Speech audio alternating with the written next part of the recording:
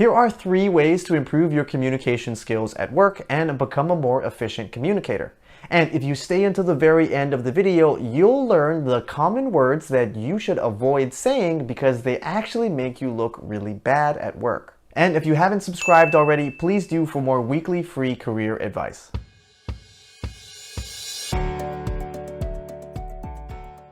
Whether you're writing an email or talking in a meeting, you need to understand how to effectively communicate at work. This will help you get things done, convince someone to do something for you, and effectively build your personal brand at work. The first way to improve your communication skills at work is to be really succinct and efficient with your words, unless you're telling a story. Try to get your message across in the least amount of words as possible. So this means getting rid of all of those filler words. These are words like yeah, right, you know. These filler words make you seem less confident, and you should only try to share really important details that the audience needs to know.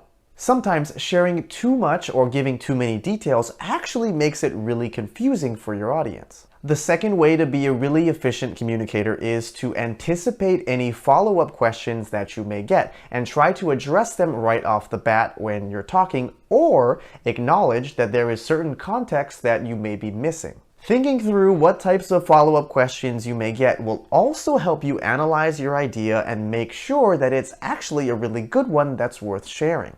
Also, explaining the context of how you received your information and/or made a decision is really helpful in diffusing any potential tension or avoiding any miscommunication. Next, if you need to explain something at work, you should ask yourself, if I was talking to someone who had no context of what I do in my job or what my team does or what this project is about, how would they know what I'm talking about? Ask yourself, if you needed to explain this to your grandmother, how would you go about doing that?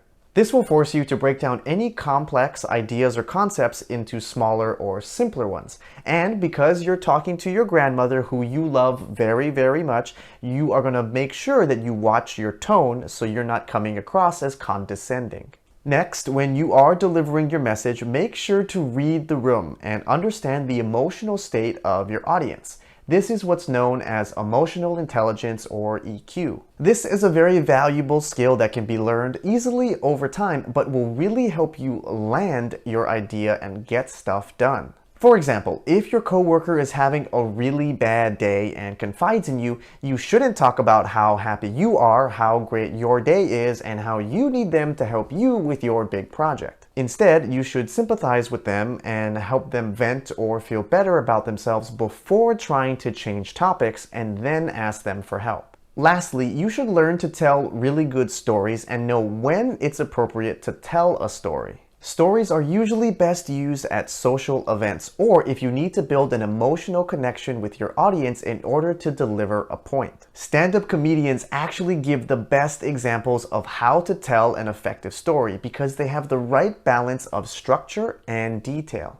The structure is what allows the audience to follow along very easily, and the details are what makes the stories so funny. These key details that these comedians are sharing are also what really engages the audience and keeps their attention for long periods of time. This is really important to remember in a work context because your story needs to be interesting enough where people don't feel the need to multitask and send or read emails while you're talking and trying to deliver a point.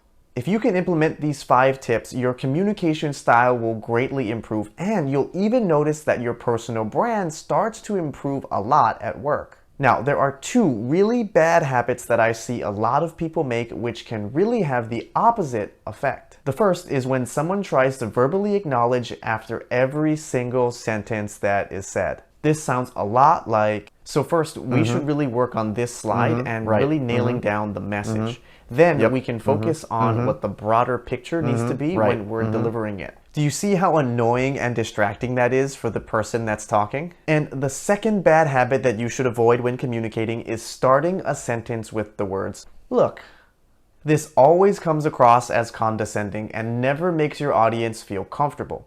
This does not create psychological safety. They use this a lot in movies, which is why I think a lot of people have unconsciously developed this habit. But I'm putting it in this video, so if this is happening with you, you know to stop it. Alright, I hope this video was helpful, and please hit that like button because it really does help out this channel and supports all of the hard work that we put into it. Thank you all for watching. Please subscribe for more content, and I'll see you in the next video.